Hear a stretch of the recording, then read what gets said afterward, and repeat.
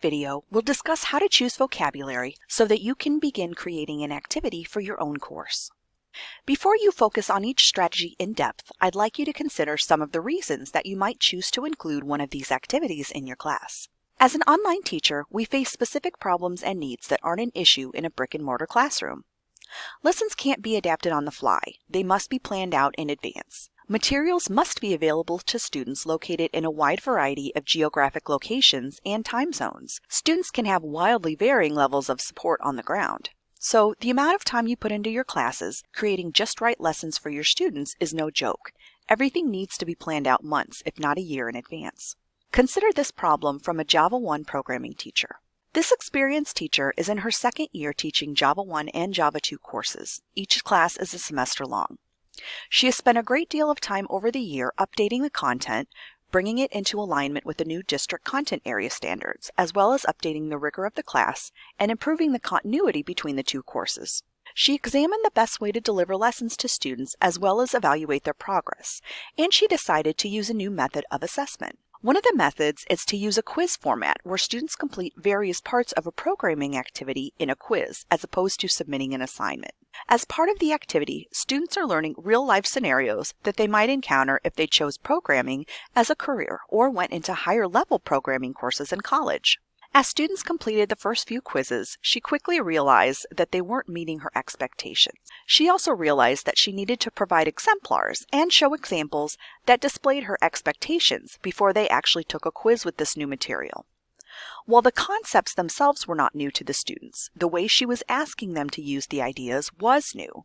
I proposed also inserting, in addition to these exemplars, a few targeted vocabulary activities that could accompany this module and the previous module that could help concisely define these terms and would go along with her exemplar in order to display what the terms mean and where students would come across them in the next activity. Can you, like this programming instructor, identify an instructional problem in your class? What is an area where students, like these Java 1 students, might need a little extra support or pre-teaching in order to grasp a more sophisticated concept? Before we move on, I'd like to address the word you've heard me use while talking about these activities: scaffolding. You can probably think of a time you've seen scaffolding around a building. It reaches toward the sky and creates a maze of ladders and access points, allowing workers to reach places they otherwise couldn't. I remember when I had my first aha moment in regards to this term of scaffolding, when I finally realized what it meant in terms of teaching. Scaffolding is simply adding a lesson, a support, an item, an activity, something that allows students to reach what they otherwise couldn't. It allows students to achieve, sometimes using baby steps, when they otherwise would have stayed flat on the ground.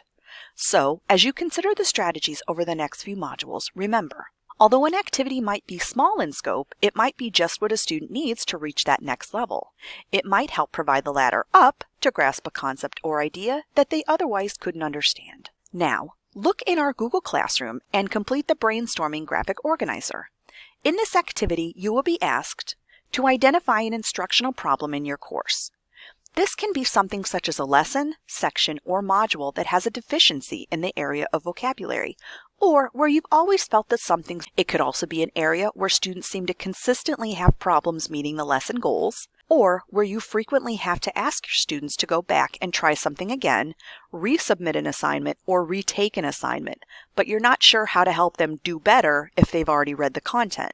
In addition, it could be a lesson or section that just needs some extra bolstering, or where you've always wished there was something more or a way to add more detail to the lesson or activity. Also, think about how much time you have in your schedule. How much time can you devote to a supplemental activity or intervention?